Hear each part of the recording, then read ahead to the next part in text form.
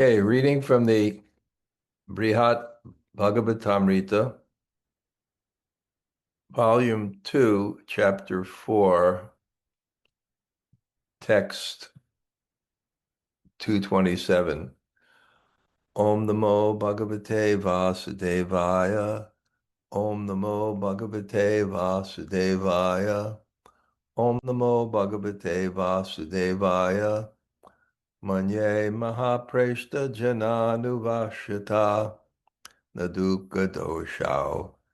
Vidadhīta kaucana kintu pramodaṁ nija-bhakta-vatsala tvādīn mahā-kīrti-guṇāṁs tanoti. In my opinion, the Lord's coming under the control of his dearmost devotees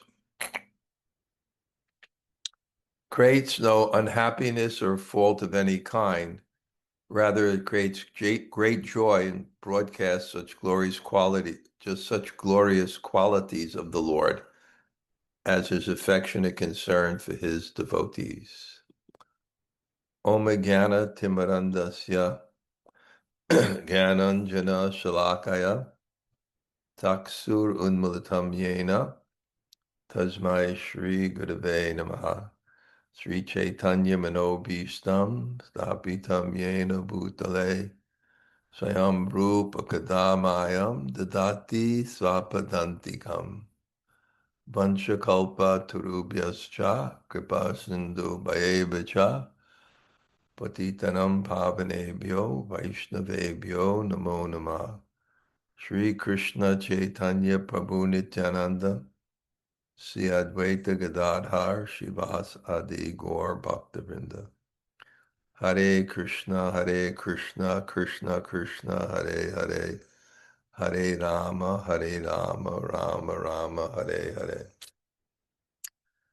So this wonderful story, Gopakumar's journey, and Gopakumar is now in Vaikuntha. Narada Muni is instructing him because when he came to Vaikuntha, two things happened. He was ecstatic to see his Lord, and he felt separation from his Lord manifesting the aspect of his personality in which he had a relationship, which was a friend. Now he has a sense in his mantra, but he hasn't fully realized it externally. And he's searching for that. Just like you may have a particular affection for Krishna and then want a deity, and then you'll search for what's in your heart externally, and be very happy that you can serve in that fashion. His spontaneity was not understood in Vaikuntha. This is a recurring theme, that a place represents the type of love that the person who has organized that place wants to relish there. A family room, a man's cave. There's different rooms that have different things for different purposes. And Vaikuntha is for reverential love. And other types of expressions are not really fully understood or appreciated. So Narada Muni comes and Narada Muni is his position is very special, because although he's in a mood of reverence, his reverence is not confined to it. He's the transcendental spaceman. His reverence is not confined to a particular place. And he's able to enter into Vrindavan and appreciate what's going on there without being covered by the Yogamaya potency that the residents of Vrindavan are covered from. They're covered from seeing Krishna's divinity so that they can relish even more intimate relationships. So he stands on the outside of that, but he can see it and appreciate it. So he explains to Narada Muni the glories of Vrindavan. He knows. Generally speaking, in a particular environment, a particular situation, each person thinks his relationship with Krishna is best. And in one sense, even Narada Muni has some understanding of Braj. It's hard when you're in love and it's fully manifest to think that there's anything better than that. Especially on the transcendental platform where it's unlimited. How could Mother Yasoda think anything's better than her parental love? How can Subal and Sridham think anything's better than their love of friendship? So, but Narada Muni is able to extract himself from the emotional component and appreciate that love and explain it to Gopkumar, but then began to explain to him Vaikuntha. We're just putting this all in context. And after explaining Vaikuntha Tattva in detail, including Lakshmi Tattva, he explains how those same forms of God appear all over the world in the forms of the deities. And then dealt with that point that there are certain scriptural statements that profess that worship of the deity is for less intelligent, and kind of comes to the conclusion when the Puranas and other scriptures make statements that belittle deity worship, you should understand that such statements refer to particular worshipers, not all. Those worshipers who either see the deity as material, or those who see it as spiritual but don't see God in the heart of others. But then he also explains that there's another type of people that look at it less, and those are the people who approach the deities with real sambandha, with a real deep relationship with the deities, and actually see Krishna. And when they see that people have that materialistic objective, that they worship the deities strongly and properly, but with a material objective, even swaga or whatever it is, when they see that, they really kind of belittle it also. Not in a egotistical way, but just like it says, like Jamuna Acharya, he used to have a harem of many women and he was the king. But when he got the taste of pure bhakti, he looked at his former relationships with the opposite sex and sex life, and he curled his lips in taste. Vinaya Vinivarshante Niraharasya Dana Raso Rajam Raso Pyasya Param Drishva Navartate. When you get that higher taste, then the lower tastes seem. Or Dhruva Maharaj, when he got a planet greater than his Lord Brahma, but then in the process of doing it with Tivrena Bhakti Yogena, with that forceful bhakti, even though it had a material, he got purified and he got a real taste of the real bhakti. And then he said, I was looking for a broken glass compared to the jewel of pure devotion. So, like that, those who really worship the deity and experience that relationship with Krishna, with the deity, there's something so much higher. And then Narada Muni wants to explain what's so much higher And he explains that the reason why they may feel this way is because they're experiencing mahabhav. They're experiencing a very, very high level of bhakti, a very high level of devotion. And then he says, and this we're getting up to the point, and the non-devotees will never experience that. And then because that devotion can control Krishna. Sri Krishna Karshani.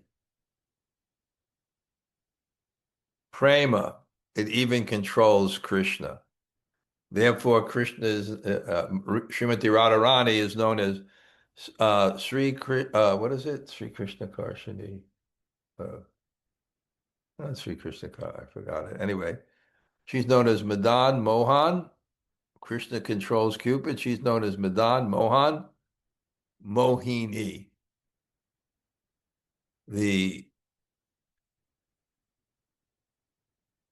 conqueror of the bewilderer of Cupid.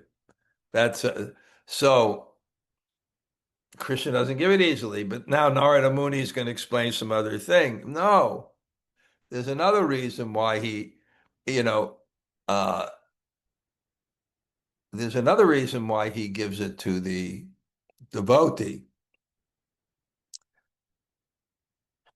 Oh, and he says, and when it gives it to the devotee, it's so surprising because it counteracts the position of Krishna as the supreme controller. Because he's controlled by his devotees. So it's so interesting. I think it says, yeah, I wrote this down. Pure devotees, after all, think that seeing the Lord constantly, attaining bliss from taking part in the pastimes and relishing up to pleasure are the fruit of devotional service, and it's root. In other words, this is the best thing. This is love. I'm missing an element here, but I don't remember it, but so far so good. Let's see. Oh, okay. Now he says, in my opinion, this control of coming under his devotees, it doesn't diminish Krishna at all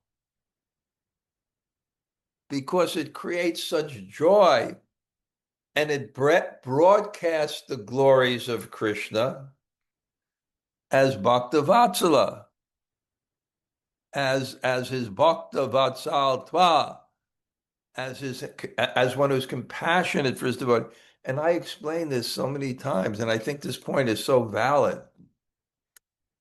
That supremacy of personality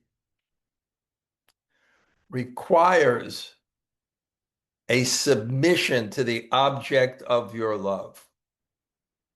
Krishna's the flute and everybody is loving him. No, not enough. Again, I mentioned the same point. If Krishna is the supreme enjoyer and his enjoyment is love, he enjoys love most from those whom he loves. And if you love someone, you are happily subordinate to their desires. Happily. That's love. Think of Prabhupada's disciples. How happy they were to get his order, to do things. That's actually the opulence of personality. So Narada is making that point. Yes, Krishna becomes subordinate to his devotees, but there's no fault in that. That is mahā-kīrti, greatly glorious. I'll read the purport. having recounted others' thoughts on why the personality of Godhead rarely bestows prema bhakti, Narada discloses his own. So what are their thoughts? Because those people can control Krishna. But he said, no, he refutes the idea that the Lord wants to avoid losing his independence. The Lord causes no distress for his devotees when he submits himself to their desires, nor by surrendering his independence does he suffer. Rather, these intimate dealings bring joy to the entire world, and they spread the Lord's fame for being generous and concerned for his devotees. Because the Lord's submission to his devotees enlarges their mutual joy. It is a source of delight rather than distress. Furthermore, it increases its glory. It's faultless. It's not that he's sacrificing everything. It's part of his transcendental personality. Visheshato nagarase karasya suramatadi swaguna pavadhai apekshaniya paramapriyasa kashta parashri bhagavatvasimha.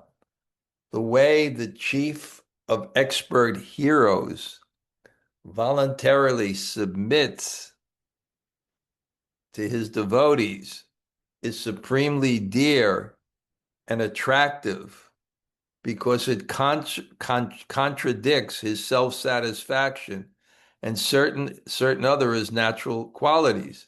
It is the ultimate perfection of Godhead.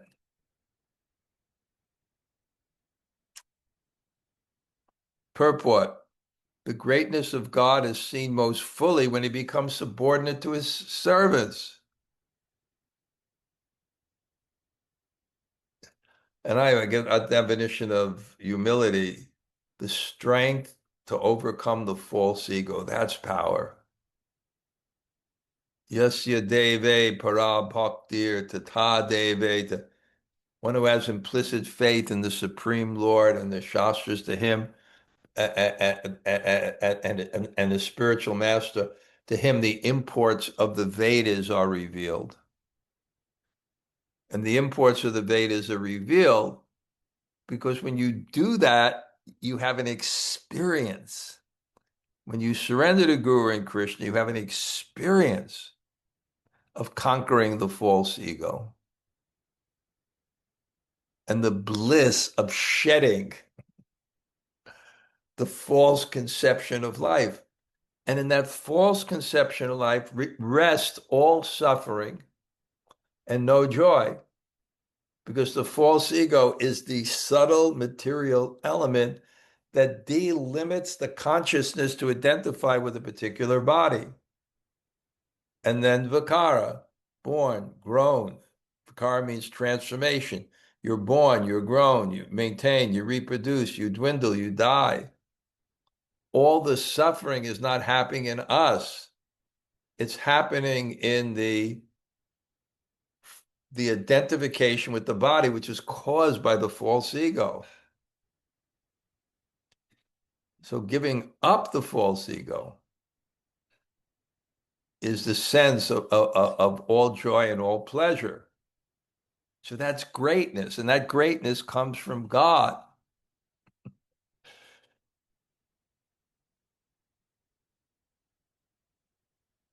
Who becomes subordinate to his servants. That is love. And in that love, the intimate side comes out. The heart comes out. It's so sweet. His beauty comes out. This aspect of his personality attracts the admiration of pure Vaishnavas, even when it seems to contradict such features as his absolute status, as his eternal self-satisfaction, because he's hankering for his devotees' association. He's crying on the bank of Radha Kund. If Srimati Radharani is experiencing transcendental anger, his effortless acquisition of whatever he might desire, his supreme mastery of the powers of mist, and so on. One may learn more about this topic by studying such pastimes of Krishna as destroying the pride of Satyabhama, as told in Sri Harivamsa and other scriptures. Supreme Bhakti Parabhakatasyat Kachin Mahabhava Vishesha Sampat Savai Nari Narta Mahapraharsha Samraja Murdo Paritattvadristya. In the final maturity of devotional service, in pure love, sometimes a unique treasure appears, mahā-bhāv, the highest stage of ecstasy. With the vision of truth, one sees it in the kingdom of the greatest delight, where it dances exuberantly upon the ramparts. 1 second.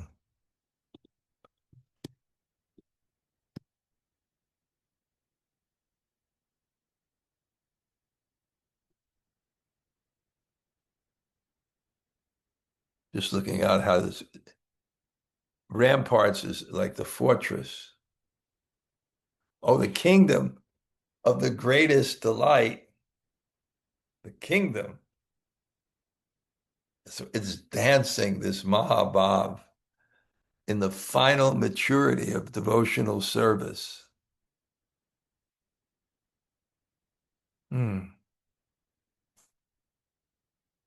So this is why, it's just explaining why these great souls, when they look at people worshiping the deity, even Tivrena Bhakti with great determination, but with a material goal, when that's Panchanga Bhakti, and when you do it, when you worship the deity without offense, then even if you're a neophyte, you have no attachment, you can get deep attachment. So,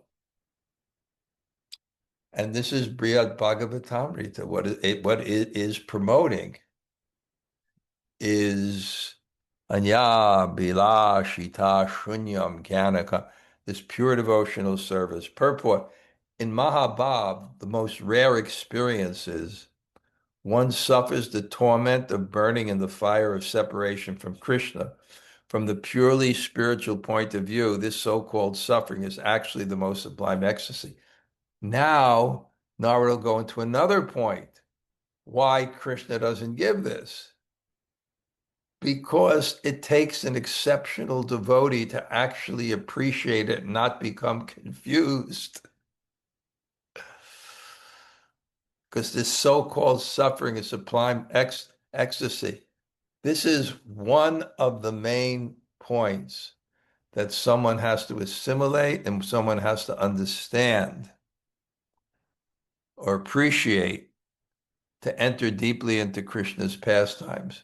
Because again and again and again, it's described as intense suffering due to love at its height in separation from the object of its love. And somehow or other, and I spoke about it, it's all through the Bṛhad-bhāgavatāmṛta. In fact, in the first part, where Sri Narada, and I wrote about this, and I do have that article, Gail, The Genius of Sanatana Goswami, I found it. It is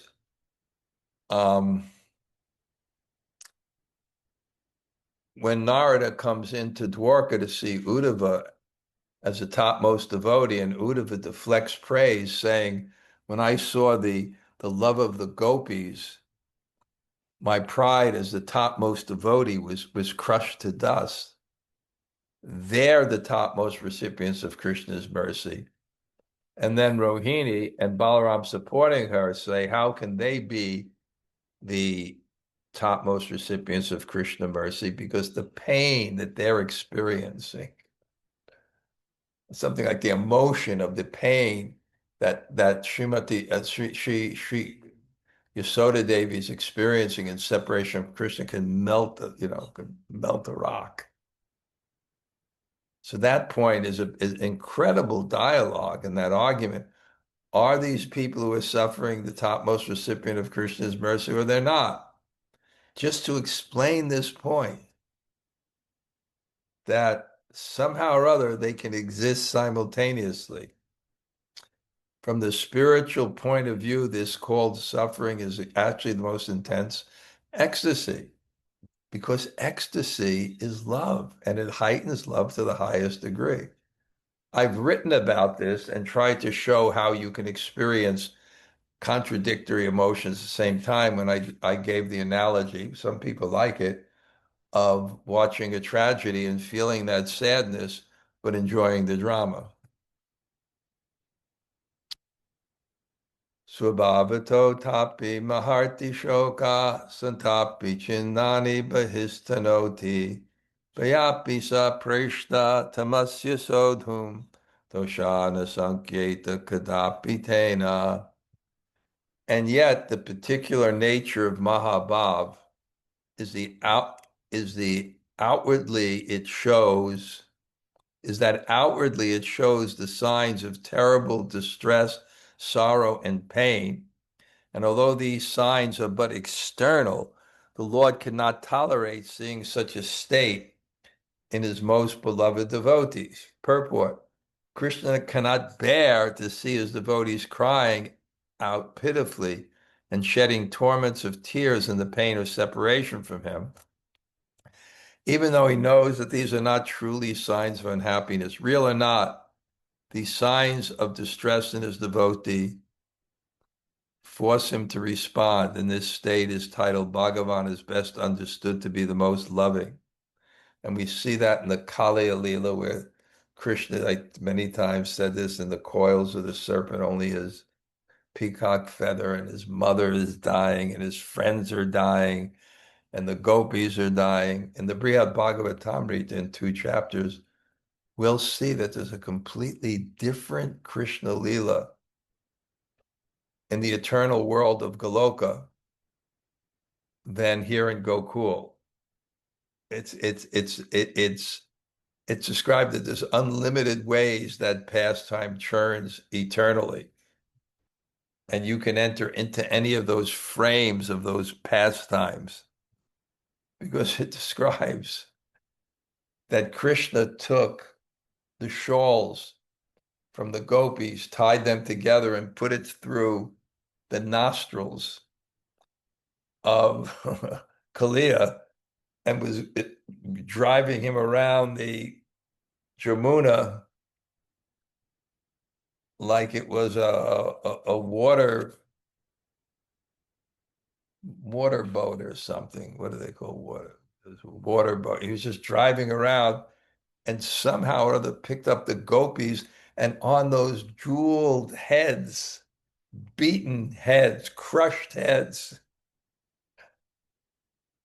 he had the rasa dance with the gopis on top of the Kaliya serpent. And because it was so confidential, and it can't take place with open heart, the romantic feelings among the friends and the parents, the parents and Krishna's friends were still unconscious during that whole thing.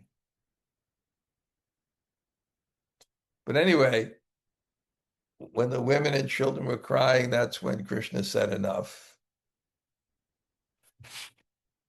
Again,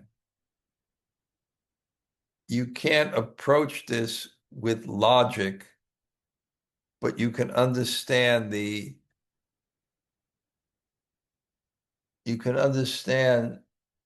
logically that it's beyond logic. It's reasonable because it's God. It's not by modes of nature that repeat itself. It's just by God's will it happens. And then you throw in the fact that it's beyond time and space. And how do you wrap your mind around that? Only that all these pastimes are existing eternally, and souls float in that reality eternally, enjoying Krishna's association. Loka drishti parasta bhavam tam brahma kam prema bhavan valokya bhakta-vakama vihasanti bhaktam taprema bhaktim bhagavan nadate. When persons addicted to mundane visions see the bewildering symptoms of ecstasy born of pure love of Godhead, they ridicule the devotees because such mundane persons have no desire to achieve devotional service. The Supreme Lord withholds from them his prem bhakti. So this prem bhakti is very rare, it's going to be described, because it's so difficult to understand if you're based with your designations on the material platform and you're conditioned to think this is how things work. This is because of this, and this is because of this. A equals B, B equals C, A equals A, not in the spiritual world. So again, he's saying that this prema, it's incredible. It controls Krishna, but it doesn't diminish his supremacy. Actually, it enhances supremacy, because the supremacy of a person is his loving nature, which puts him under the control of the agency and desires of those whom he loves. And this can't be understood. It's not given so quickly to people, because they may become confused even in a drop of experience of it, in the pain and the suffering and the happiness simultaneously. Purport. Can explain. This is why God doesn't give his bhava. It is for the good of foolish people that the personality of God doesn't give prem bhakti. For lack of spiritual vision, materialists cannot begin to appreciate what is love of God. So when Vaishnavas show these symptoms of ecstasy of prema, crying out loud and appearing to be in great pain, the materialist, not at all attracted to share in these feelings, simply laugh at the devotees. The external appearance of pure love of God is certainly bewildering to ordinary people, so they cannot decide whether they are seeing great suffering or great pleasure. And because the Supreme Lord has unlimited compassion for every living entity, he refrains from introducing the mysteries of pure devotional service for those who are unprepared. Wow. What a philosophy. Suprema ka bhakti rativa durlabha swagari bhoga sulabho bhavaschasa chintamani sarva gunaina labhyate kachari kadapi hatakam. Devotional service endowed with prema is rarely achieved. In contrast, the enjoyments of heaven are easy to obtain. And so too is freedom from material experience. People rarely, if ever, find a chintamani gem. They usually find glass or sometimes gold. So again, it's the rareness. Various enjoyments and opportunities are available in heaven, on earth, in the subterranean regions, and on the planet of the sages. And for anyone with the requisite karma credit, they're easily to achieve. In contrast, one rarely achieves liberation from birth and death, and prem bhakti is even more rare than even liberation. Thus, material success is compared to glass, liberation to gold, and pure devotion to the mystic Chintamani gem. Sometimes you require a story that's inspired, but maybe not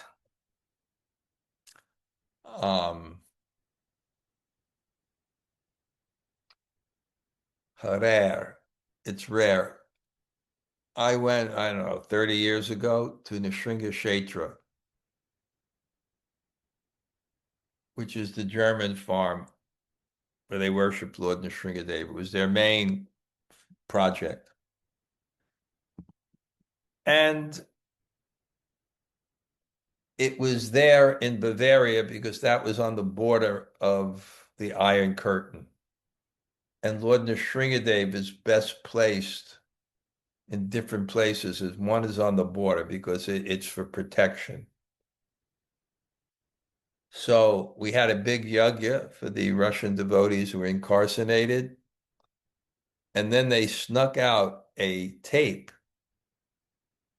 by this Russian devotee, Sanat Kumar. And I remember what he said. He said, I think here in Rasa that we Vaishnavas are more serious than the devotees in the West. Because here, practicing Krishna consciousness is very difficult. And when something is difficult and rare, you treasure it more. You're surprised that I speak Russian. I can see that. Very rare. Serious. So it's so rare, prema bhakti. Prema pumartha mahan. It's the greatest goal. That's our objective. And what this is telling us is it's only available by mercy. I'm studying it's amazing. Gop Kumar is going to tell the Mathura Brahmin this whole story of Kaliya. And Manoranjan Swami and myself are saying, why is he explaining this at the end? And then the understanding came is because Kaliya received this incredible mercy that no one else has ever kind of achieved. He has the permanent marks of Krishna on his head, and Krishna is riding him around, and it's such a mercy. So what it indicated in the Kaliya pastime, what he's telling the Mathura Brahmin, because when you're hearing about this prema and this prema and this prema, you start thinking, how can I achieve it? I have absolutely no qualities to achieve this. So the idea is, here's an example, full mercy of the worst demon, tried to destroy Vrindavan. So the answer to Mathura Brahmin is, therefore, you should try to get mercy by worshiping Guru, by worshiping Krishna, by begging for the holy name, by praying. Our whole process, I think this realization we come to, our whole process absolutely is begging for mercy. And then when we hear, it's so rare. And that's the point. You can't earn mercy, you can only attract mercy. And you can only attract mercy by need for what you're getting. And that need will not manifest unless one develops humility. Okay, let's go. Kadachideva kasmaichit tade karta sprihavate tadadyad bhagavan bhaktim lokabhayaya dhimate. Only once in a while does the Supreme Lord give bhakti, and only to a rare, intelligent person who desires only that, indifferent to the opinions of the world. Because the candidate for prem bhakti, purport, has lost all concern for what worldly people think of him. They reciprocate by treating him with contempt.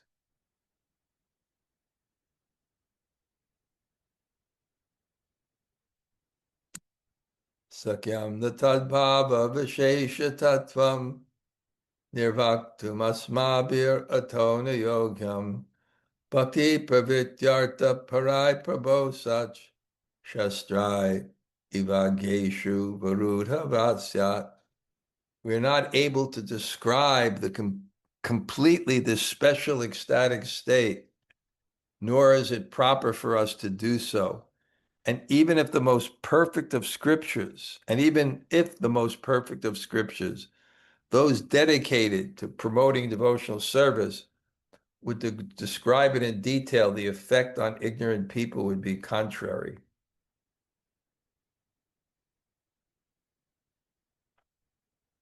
Wow. This goes on throughout the Bṛhad-bhāgavatāmṛta with Sanatana Goswami more than anything else. He's grasping, he's tasting this overwhelming, a drop of this overwhelming experience. And he says there's no frame of reference for people to understand it.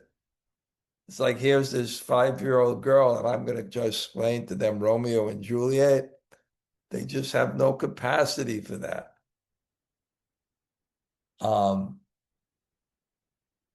So Sanatana Goswami, but he's so eager to just tell you, look, it's just this high, and it's this high, and it's so high, and it can't be described. But Namo mahā-bhadanyaya Krishna prema pradayate Krishnaya Krishna Chaitanya Namne Gaur Shishim. Chaitanya Mahaprabhu, that is the most merciful avatar. So it's mercy. And if you think there's no mercy, just look at where we are now by the mercy of Srila Prabhupada and where we were before. So that's what I always think when I have a little bit more attraction for the holy name. Why can't there be a little more than this and a little bit more than that? If I keep on practicing, I keep on serving, why can't it be more?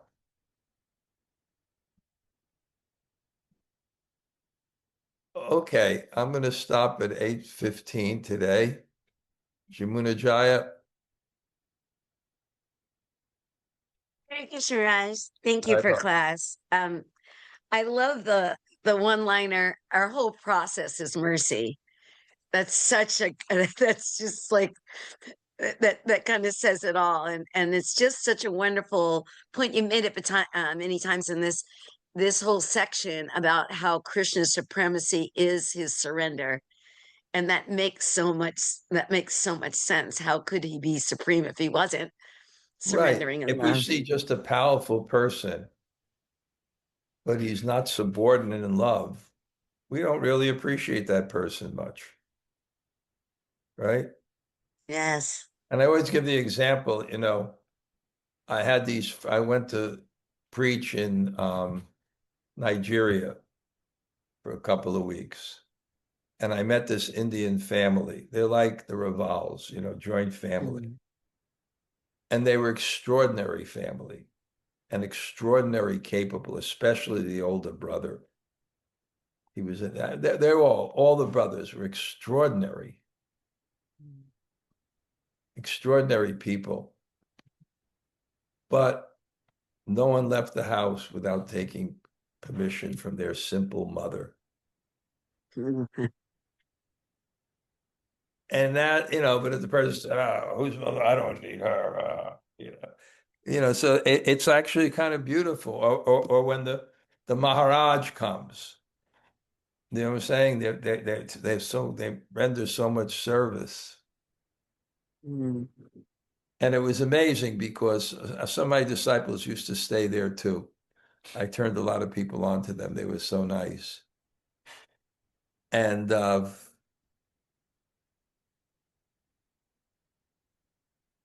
this lady was so simple, right? She had arthritis and she'd scuffle around the house with a little cloth on her shoulder and dust things, and they took care of her. There were 5 brothers. One brother, his only service was to be with his mother. That was his only service. I mean, the other brothers were big managers, running factories, running businesses, and he was just to take care. That was it. So I remember, I think maybe when Paramananda visited, that we nicked her the general.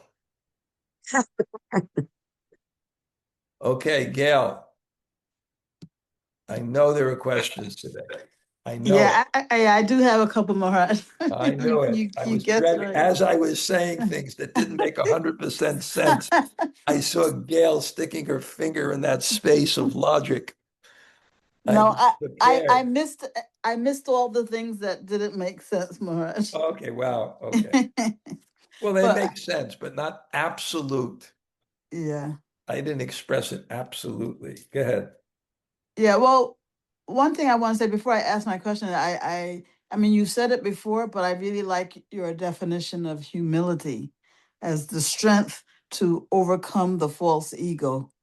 You know, that makes that word very kind of concrete, tangible, Right, and attractive. Meaningful, yeah. Because humility, it looks like weakness. It's not weakness, it's strength.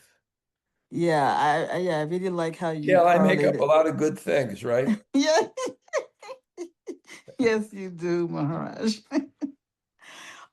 One thing that, before I go to this thing, can you just repeat the reason that you gave why surrendering to the guru, by doing that, all imports of the Shastra are revealed? I got this actually from a scholar in Vrindavan. And he's explaining the verse, Yasya Deve Para Bhaktir Tata Deveter, that one who has firm faith in the spiritual master and the Supreme Lord, all the Vedas are revealed. So the point was made, unless you have some realization of something, it's hard to see it. Like, for example, like a young girl doesn't have realization of sex desire. So it's hard for her to see it and appreciate it. So I think the point was made is that one surrenders to Guru and Krishna, that the imports of the Vedas was overcoming the false ego.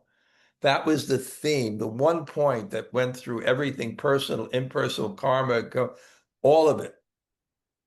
Varnashram, the whole thing was to overcome false ego. That was the import. So unless you tangibly do that in your life and have some experience of it, you won't be able to see and realize that in the scriptures. That was the point. And you won't be able to, you're saying... You won't be able to see it. No, but you won't even be able to overcome that false ego and have that experience, you're saying, unless you surrender to the Guru? Right. Well, yeah, something like have a preliminary experience of it and actually get a vision to see what actually the Shastras is about. Otherwise, you can see like the Brahmins, the wives of the Brahmins, they were so proud. People could be, I'm right now, my next Monday morning greetings is, I'll read the title and you'll all be interested to see what the thing is. This is the title.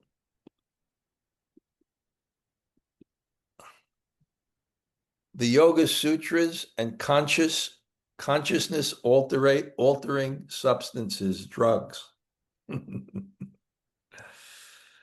And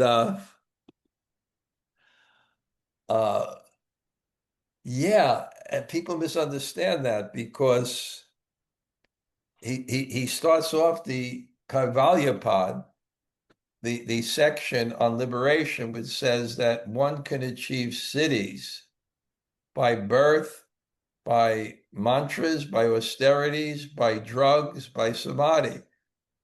And then people quote that to support drugs when the exact opposite is being said. What Patanjali wants to explain is you get siddhis by this, but it's so clear in context of everything. But siddhis or powers are not liberation. They're not spiritual.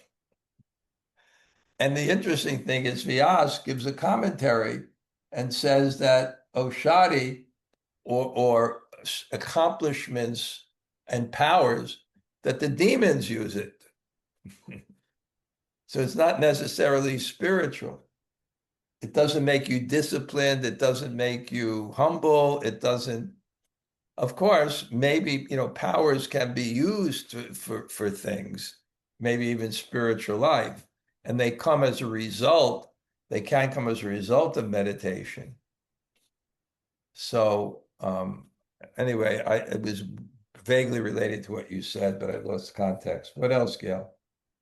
Yeah, that I mean, I'll have to come back to you about this importance of the Shastra thing, but I was surprised. Did you actually say that the rasa dance happened on the heads of Kaliya? On one of the pastimes, at least, yes, it did. It's going to come up in the Bṛhad-bhāgavatāmṛta. There's many rasa dances, but a rasa dance happened on the hoods of Kaliya. Oh, okay. That was interesting. It was. That's why I mentioned it throughout a few esoteric drops of nectar. Okay. Yeah. All right. Thank you. Oh, and I will send you an email so that you don't forget to send me that article. Okay. Okay. Yogamaya Shakti, reminding me of Krishna in the prison. Okay. Timothy, thank you. Always coming on class. Tarunajaya. Krishnamrita, so steady there. Nice to see. Denny, Hare Krishna, nice to see you. Okay, I'm looking at the list now of all the people that attend. Like I say, you don't have to say hello, but I like that I had 4 or 5 people that I could see. Okay. Hey, Yudhisthira, why don't we do this today? Why don't you have 5 minutes after this? No. Yeah, it's Okay, yes some other and no. time. Some other time. I can call you back actually 5 minutes after we're done. Okay, call me back 5 minutes after we're done. Okay. That would work. Thank you. Okay. Hare Krishna, everybody. Thank you. We're continuing. Surya Radhika, Haribo. Denny, nice to see you. Always. Hello, Myra. I did Okay. have a question. Have a second though.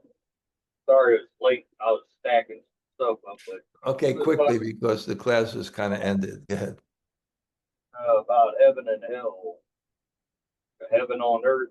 How do you know if you got heaven on earth? If you have heaven on earth,